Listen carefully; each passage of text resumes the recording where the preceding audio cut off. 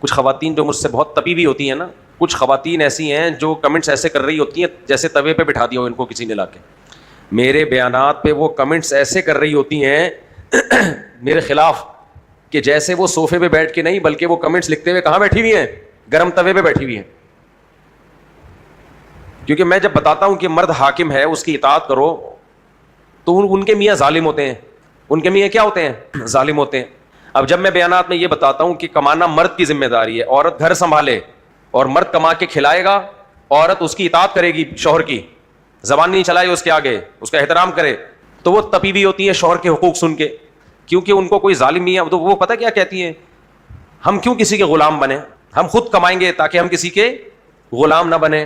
سمجھ میں آ رہی ہے بات کہ نہیں آ رہی ہے؟ وجہ اس کی یہ کہ ان کو اپنے ہسبینڈ سے محبت نہیں ہوتی, تو ہسبینڈ کی ماتحتی میں آنا پسند نہیں ہوتا ان کو.